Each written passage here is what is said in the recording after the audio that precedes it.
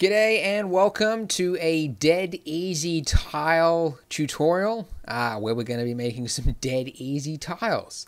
Basically a simple method to just make some tiles that look great, because tiles are everywhere, you know. You need them. So first of all, the reason why, because I want to address why the standard method for creating tiles doesn't really work. So most people, and this is the way I used to do it as well, so I'm not calling anyone names here, but most people, they go about creating tiles like this. They get a texture online, like from CG Textures, and then they feed it through a program like Knald or Crazy Bump to create the normal map, reflection map, roughness, glossy, all that kind of stuff, right? And then when you go to render it, it often doesn't look great, right? And then a little sad face to let you know it's bad. Now, the reason for that is that tiles, I mean, like for concrete and bricks, it's not that big of a deal because they're on a wall, they're dry, and you can't really notice any flaws in the detail. But tiles are reflective, and we see them every day, and it's very easy to spot their flaws. So basically, Knald and Crazy Bump, they can't properly read a photo to guess where the gaps are, right? Where the crevices are, in the mortar. Grout. How many names are there for the gap between a tile? It can't guess that correctly. Like, it can make some guesses, but it's not ever accurate. There's also a bunch of other things that tile has, like different amounts of tilt in the tile, and that'll create different reflections. There's different amounts of roughness on the top of the tile, so you get like smudges and things like that. And that's just detail that you'll never get, you know, using this workflow. And I've always wanted a better method. And so I saw, like, for a while, I thought that the solution was like what 3ds Max and Maya has, which is these paid plugins like Mighty Tiles or Railclone, which will allow you to sort of generate the actual geometry of the floor across it. But it turns out that you actually don't need that. This method actually works fine if you've got maps which are correct and accurate. So now that we're running Polygon, I thought, why not set that as a project? So we hired an artist full-time for 1 month to create a pack of tile materials from scratch, which is incredibly time-consuming. But the result is basically maps that are 100% accurate to the way tiles are supposed to look. So the normal map, the glossy map, all that stuff was basically created from scratch so that it's not guessing, it's actually, you know, the way it should be. Yeah, and when you feed them into the correct ports in Blender, which is what I'm going to show you in this tutorial, as well as use a new feature, Adaptive Subsurf, combined with Micro Displacement, you can create some really, really gorgeous looking tiles. Tiles that are actually tilted at the right angle, so you get like different amounts of, reflection off it, different amounts of gloss so that you get that, nice pattern. Like, manufacturers are making really interesting tiles nowadays, and you just can't capture it with photos. So yeah, basically it's really cool, and I want to show you how to do it in this video. So to follow along, there's a starter file if you wanted to, make the exact scene that we're making. That's in the YouTube description below. And as well as that, there is a free tile material, which I want you to go ahead and download as well. So I'll show you how to do that actually on Polygon. So this is Polygon right here. I suppose I should go to the homepage so you can see where it is. But basically, when you're on Polygon, you can see down here, tiles, click on tiles, and it'll load up all the tiles here. So there's, I think, was there like 30 new tiles that are created from scratch? So it's basically all these ones here at the top. So you can use any type, by the way. We're just going to use this one here, the one that says free. But you're welcome to use any of it because the exact same method will be true across all of them. You can download any size you want. I actually just used 1K because it's so far away from the camera that doesn't even really matter. If the camera was in really close, you'd want to go high res, but 1K is fine for this. So download that zip file and then go ahead and open up the starter file in Blender. So, quick overview of the scene. And yes, I've changed my shirt. Look at that. It's amazing what you do when you don't think of continuity and you record on one day and then record on the second day. Our scene is a box, and we have sunlight streaming in through a window. And this wall here is where we're going to do the tile. So we've got to have a feature wall with some nice intricate tile material on it. So make sure you've got that wall selected, and you'll see that by default it's got a very exciting white diffuse material.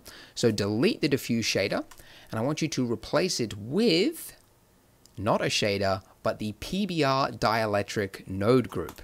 Now, if you downloaded this starter file, you would see that that's already included.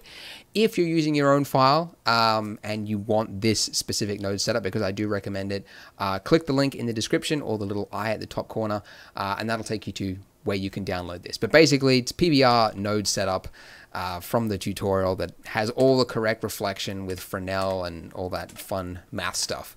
But it makes it really easy for creating materials like this. So add that in, and look at that. It looks like red plastic. So the first thing we're going to do is add in that color texture to give it the color, okay?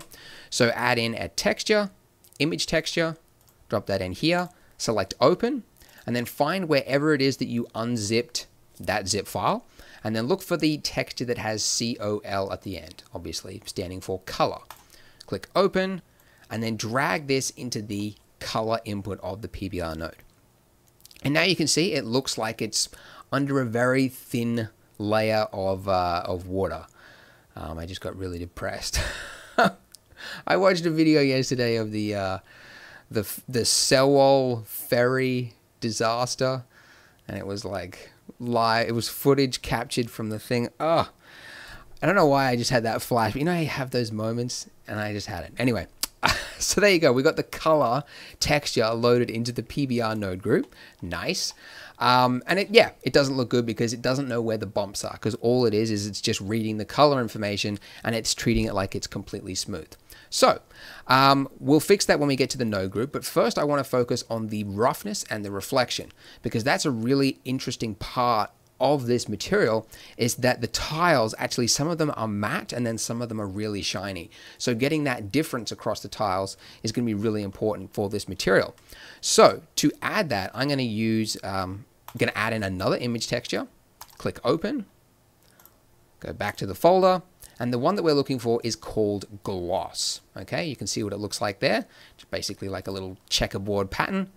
And then drop this into the roughness input there. And make sure that you set it to non-color data, or else it won't look right. It also doesn't look right now, and you'll notice, you'll think like, huh, I liked it before when it was actually shiny. So the reason this is happening is that basically, if you don't know, in the industry, there are two different terms for this type of map. There are gloss and there are roughness. They're both identical, however, one is the invert of the other. So some software calls it roughness, some call it gloss. In our case, Blender is looking for roughness, and this is a gloss map. So when you have that happen, all you need to do, very simple, is just invert it like that. And when you do it, you can see that it now looks correct. So you can see some of them now look like they have no reflection, but really it's just, it is reflecting, but it's got the roughness turned up to the top, and then some of them look shiny, so it's turned down. So yeah, really cool effect. Now we're going to increase it even more by adding in a reflection map. So I'm going to duplicate this map here, click on open, and of course the one we're going to use is the one ending in REFL, short for reflection. Okay. And I'm going to drag and drop that into the third input from the top. I should just call it the reflection input. And there you go. So now this is the before.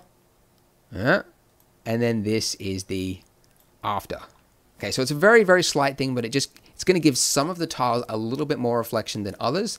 And it can just, yeah, it just helps give it an extra push, something that a lot of tile materials don't have, but it'll just help it look really nice.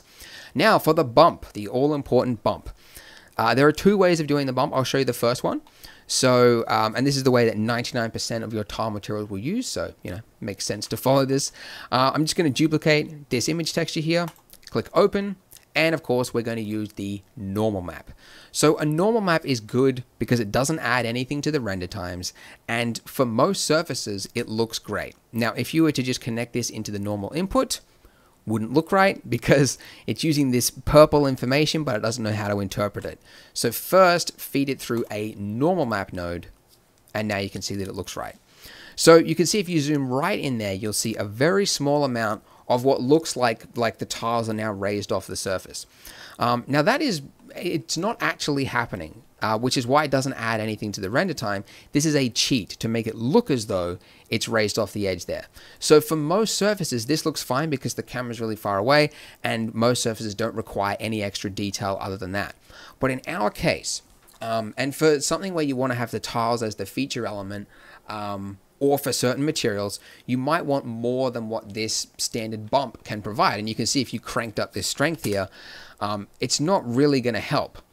Okay, I mean, it looks slightly a little bit more raised off, but everything else starts to fall apart. So it's not a good idea. So really, the only way to do this is to actually physically displace the wall. So parts of the mesh should physically raise off it, which will increase the render times, but it will make the tiles look really, really good. So I'm going to show you how to do that. Let me get a quick drink here. I think this will be like the 6th time I've recorded this tutorial. I did a really great take just before, and then I noticed my microphone was turned all the way up. I don't know how if there's other tutorial makers out there, if they encounter these same problems as I do every time I make a video. Anyways, you guys don't care about that. So talking about displacements, right? So for micro displacements, you need to use a map to have something to displace because you can't use a normal map. So just so happens in our case, in our zip file, we have a displacement map. In fact, we actually have 2 displacement maps. So one of them is a TIFF file and one of them is a JPEG. You can use either. I would recommend using the TIFF because it is 16-bit. If you use an 8-bit JPEG, which is what this is, sometimes you'll see stepping in the displacement because the displacement is like there's so much detail and it's just physically displacing it that it can find little artifacts in the JPEG or the grayscale data. So having that extra 16 bits can really it'll smooth it out. So definitely if you've got it available, use the 16-bit TIFF file, which is why we have them on Polygon. Little plug there. So once you've done that, make sure that you do set it to non-color data. Very important whenever you're using something that isn't a colored part. Everything else should be non-color. And then you want to feed that into the displacement input of the material output. Now, if you've never used that before, that's fine because up until now, there hasn't really been a purpose for the micro displacement in Blender. If you do want to learn more about micro displacement, I've got a whole video on it. You can watch it by clicking the little eye at the top there. But I'll just give you a quick overview now. Basically, up until now, there hasn't been a need for this displacement thing because all that would do is just use like fake grayscale bumping, basically what the normal map is doing, but in there. But because we're going to use micro displacement, we can actually use this value right now. When you connected it though, you'll notice that nothing actually changed with that bump there. And that's because it's still using the normal map. It doesn't know to use this yet. If you disconnect that, you'll know that it's now using this full displacement, but when you zoom in, it looks absolutely terrible. And that's because it's still cheating. It's not actually physically displacing anything yet. So what I'm going to do is get into the micro displacement. So first of all, I am using version 2.78C. I've never seen a C before as a candidate. Wonder if we'll ever get to D. Maybe 2.8. But I'm using 2.78, which means that this feature is actually an experimental feature. So you have to go into experimental mode in order to see this. But when you do that, what you'll find is it won't actually change anything here. But if you go to the material settings down here, you'll find it says displacement and there's a little drop down. And these options won't have been there before. So by default, it's still using the standard, the old method of bump method, right? But if you set it to true, it's now actually going to physically displace the geometry of your mesh. But it looks completely smooth because the only geometry that we've got is 4 vertices, okay? So it can't displace anything. So even though this is happening in the rendering process when it does this displacement, you still need to actually have geometry that it can displace. So what we're going to do is we're going to add in a subsurface modifier. And you'll notice when you add subsurface, this little checkbox here. And that is, again, another feature that you'll only see in the experimental mode. I'm hoping 2.798, whatever, this will be all default or whatever, but for now. It's experimental. So this adaptive feature, what it will do is it will displace it depending on how close you are or how far you are from the object. So basically up here close to the camera, that'll be subdivided more than what is over there in the distance. This value here for the view actually means nothing because that's only the viewport and it doesn't make any difference to the final render. So, but you can see that when we do subdivide, let me check it's still recording. When you do subdivide, it's got a rounded edge there, which is not good. So we need to, what's it called? Add a crease. Okay, so select all your vertices, hit Shift E, and then drag out to the maximum, which will say 1 in the bottom left corner. And then now it's a sharp edge. Okay, good. Now that we've done that, if we go into rendered preview mode, you should see now when you zoom in, you've actually got some physical changes to the geometry. Doesn't look right, but it is physically changing the geometry. Now the reason this doesn't look right is only because we're in preview mode right now. So this dicing rate, very quickly, the lower the value, the higher resolution the final model will become. So we're in preview mode, we're dicing it at 3 pixels, but at the final render, it'll dice it at 1 pixel. So, which means if we give it a render right now, let's see how this looks. I'm sure you're probably watching this now and you're going, really, Andrew? Dead easy tile material tutorial? This is dead easy? Getting into micro displacements and dicing rates? I know, I have to take the time to explain all these little concepts. So this tutorial is, longer than if I was to just gun it. I could do it in like 2 minutes, but I want to explain what's actually going on. There you go. You can see in the render here that this actually looks correct now. And look at how raised the surface of that tile looks. It looks really nice. You're actually catching the light on each of those edges there. And it looks really cool. So you can see how big of a difference that makes than what it looked before. Now, one thing to note, by the way, if you see that it's black, that is because you've got a normal map added to it. If you see this, yeah, normal map. So you have to disconnect your normal map.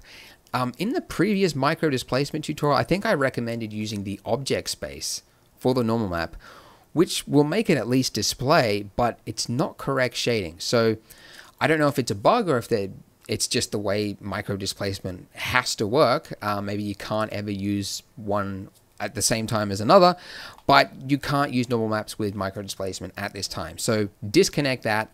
But you don't actually need the normal map because really what you can do down here, and that's what we're going to do now, is this true displacement. That's good for giving it a sort of a medium to high resolution detail, like surface detail on it. But to give it that next level, like this is what the standard bump would do, is it would like right on the edges, it would give like a really small amount of bump, right? So what we can do is we can actually use both the true with the grayscale bump. And what that'll do, yeah, is it'll give us the best of both worlds. So let's see. I don't know why that's suddenly frozen up. I get really worried when this computer starts whirring up and I don't know what's actually happening. Why does it seem like it's taken so long? Anyway, let's see how it goes. Wow. 4 gigs of memory. Anyway, let's do a proper render. But before we do, actually, you're probably wondering by now, like, okay, the bump is okay, but it's way too much. Like this displacement is just way too much. How can we dial it back a bit? Because there's no slider underneath that displacement there. The way you do that is by adding in a math node right here, converter, math. Drop that in and then set this to multiply. And then this is a good one to remember, but multiply basically, if you want to create a strength value, like if you've got a value going into another value and you want to dial it back a bit, adding a math node set to multiply, this basically becomes a percentage slider. So, 0.2% is 20% of what it was before. So it's a really good one to remember. It works for so many situations. I use this multiply thing a lot. I happen to know that about 0.3, 0.2 works really well for this type of tile, so that's what I'm going to leave it as. You might not notice a difference in the viewport over here, and that's only because you have to re-render it when you change this value here. So we'll do that right now. So I'm going to give this a render, and let's see how it goes. And there you go. So we are finished. You can see this is our completed node setup. It's very simple. We actually don't need the normal map either. But basically, we're just with 4 maps, the color map, the roughness, reflection, and the displacement map, we've created a really nice, gorgeous looking tile that's suitable for like a feature wall, something that's gonna, you know, make an impact, like, what is it? Like, give the render something special. Okay, so this is what the final render look like when you do a final render or whatever. And there you go. So I'll stop talking. That is the tutorial. Hope you found it useful. You can use this to make any different type of tile material. The same method can be replaced for that flooring along the bottom there. And really a whole bunch of materials use this same method. So I'm hoping that, hope you found it useful. If you did, please give it a thumbs up. And if you're wondering if this was a promo for Polygon, yes, it was. Very astute of you. That is my website, and obviously we're trying to get the word out there, but I'm hoping you also found some value in this lesson as well, regardless of whether or not you sign up. But that's it. Thank you for watching, and I will see you next time. Bye.